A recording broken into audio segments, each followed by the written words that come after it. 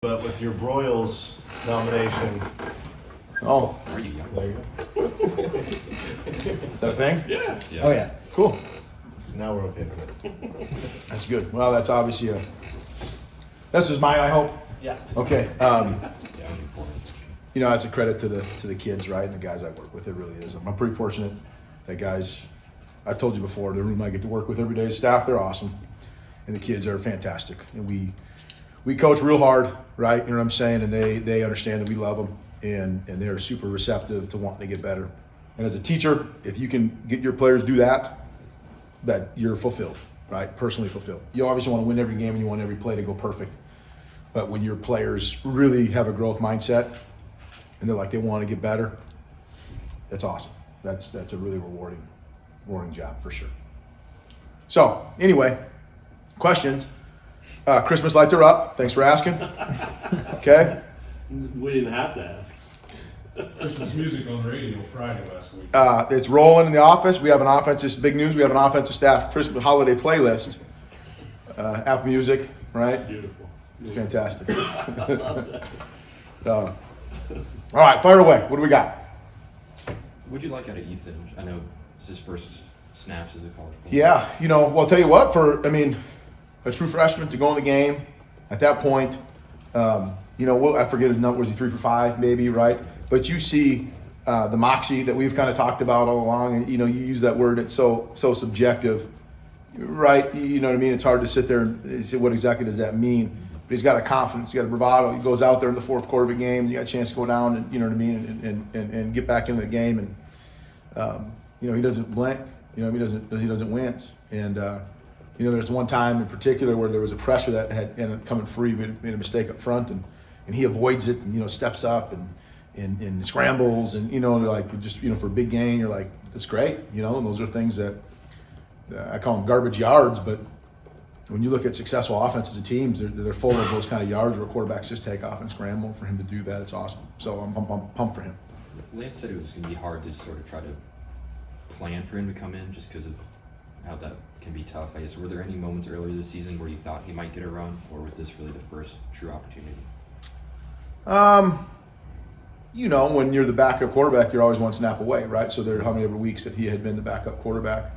That was the case for him. But though there was no concerted, okay, hey, series 2, Yeah. right? Okay, he's going to go in. There was none of that. Just those kind of discussions. I saw a stat over the weekend that you guys have the most explosive plays of over, 20 yards in the country.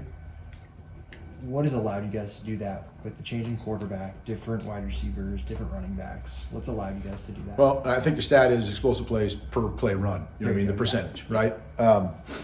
What's allowed it is the players, right? I think, one, the ability to be able to establish a run game in games matters a lot, to where that you can then set up play actions or whatever it might be to be able to get behind people. Still, the most explosive play in football is a vertically thrown football. And that'll be true for a long, long time. And so to have that, to be able to generate explosives in the run game, certainly the line play, the tight end play, the running back play, the receivers perimeter blocking, usually gains of 10 and 11 turn into gains of 20 plus when there's great perimeter blocking, right? And then, some of the option stuff, right? So I think all those things combined allow you to be explosive. And if you remember, I think maybe last spring, guys, we talked about the evolution that we need to take as an offense and really focusing on being more explosive and finishing drive with points. And so you can see that there are still moments where bad football shows up and it's causing us to, stall out on drives or causing us games, candidly.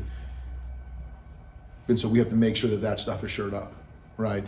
But we wanted to be a concerted effort on being more explosive in offense.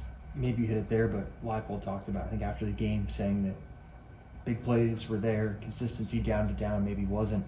How do you find that or cultivate that over the course of this season and just in years ahead? Well, experience and attention to detail would be the two things. So experience for the players to understand why the attention to detail matters. And when you look out there, there's still a lot of guys who are in their second year of eligibility, and that's exciting for our future. And there's still growth. There's still guys who are playing out there and playing significant snaps who are still in their first year of being a starter. And with that, we're excited about the future. But with that still comes quote unquote growing pains, right? And then like I think I've said this before, but you hate those moments as a coach. We say, I told you so here, right? The attention to detail, the focus. So those are the things that when you want to sustain drives, and it's hard for offenses to go on 15, 20 play drives. And I think defensive coordinators know that because inevitably something will happen negative for the offense. It's hard to have 15 plays that are all positive for the offense because usually, there's an explosive in there that usually results in a touchdown. So it's hard to go on those long drives and not have something that happens where it's going to set you back and put you behind the sticks like it did a couple times last week. And so we need to make sure that we're paying attention to detail. We're focused for those extended drives so that we can finish them.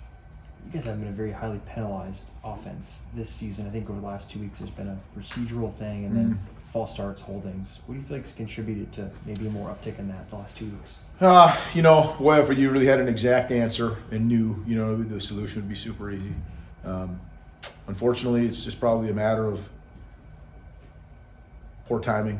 Someone's tired or lost focus in a certain moment, or maybe it's a crappy play call or something, whatever, right? And so it's always, I given the plane crash, right, chapter before about how it's usually just a series of little things, right? He was in the huddle late and he heard it wrong, and whatever it might be. You're not making excuses. And again, going back to our players and myself, when you ask them, they're the first ones to be accountable for a mistake that's made. And I love looking in the room on a Monday and hearing guys say that. And I think that there's a lot of ownership amongst the coaches as well, right? I got to be better for all of them. And but for them to nod their head and be like, yeah, gosh, I messed that up. You know what I mean? And recognize that instead of being defensive. And we don't want our guys to be defensive, and they're not.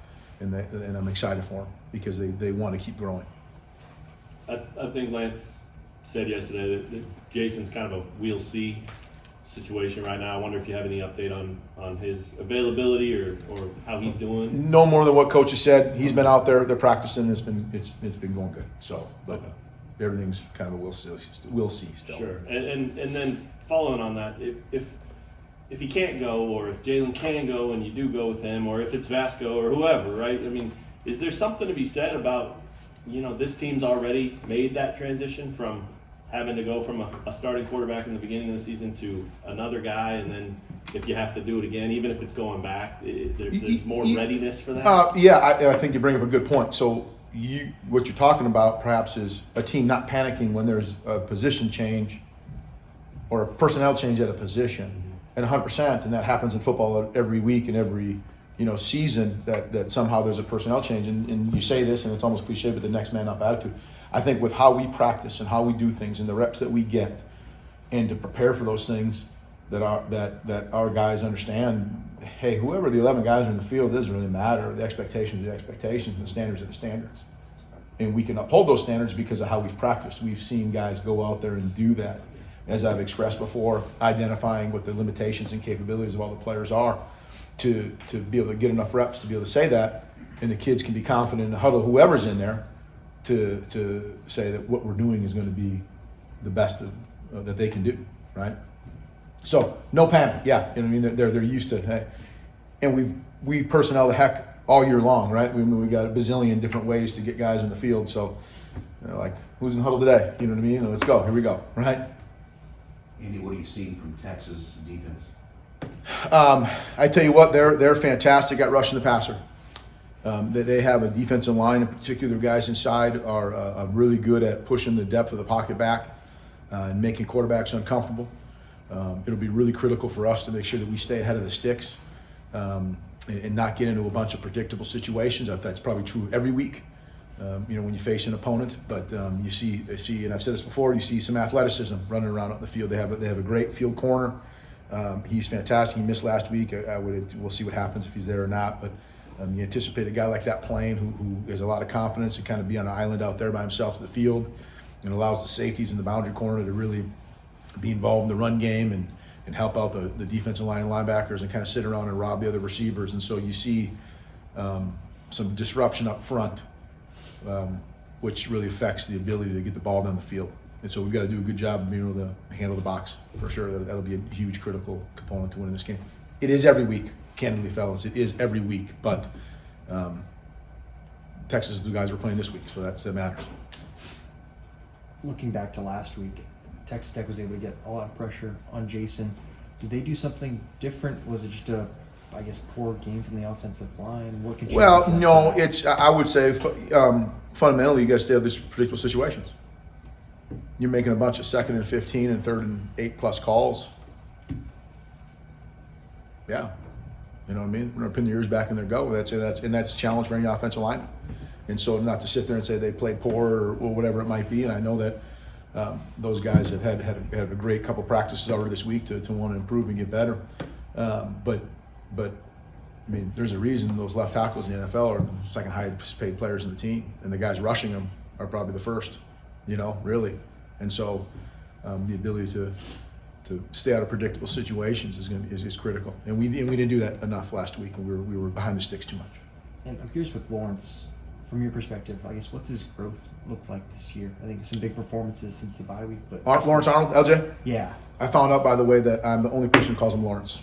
You are the second one. There you go. Okay, there you go. Everyone calls him LJ. But so LJ, he has been the model of consistency and dependability. And I think I had said this, and maybe it was in a different meeting, but you know, when we had our bye week a couple weeks ago, we do these South Scouts, and you look at all these things, and the guy who just showed up all the time was LJ. I was able to do it over and over and over again. And you're going, you just can't take him out of the game. You know, you want to rotate guys in, you want to do these sort of things, but he's just playing at such a high level that he has been the standard of reliability and dependability. And to him, what we challenge him to do, and he knows this, so I'm not saying anything that I haven't said to him, he's learning that he's playing more reps, and he's learning how to maybe take care of your body, the things you need to do at this point in the season when you play that much, right? And so we're always growing, and there's always a new stimulus for us to respond to, and that's his. Here we go. You know, I'm playing, I'm being reliable and dependable. I got to do more. And we talked about how long the NFL season is, and we have guys who want to play at that level. So, you know, here's a great opportunity for you to learn how to take care of your body now in the last half of the FBS season, let alone the NFL, where they start a month earlier and go 2 months longer, right? And so, you know, I struck a chord with him. We talked that way, and I've been super proud of him and how he's gone and he's grown. And he's being really he's diversified himself, his ability to line up at all the different spots. All right, anything else, Coach? Appreciate everybody. Again, I apologize for being late. You're good. Thank Yeah, you. thank you. Great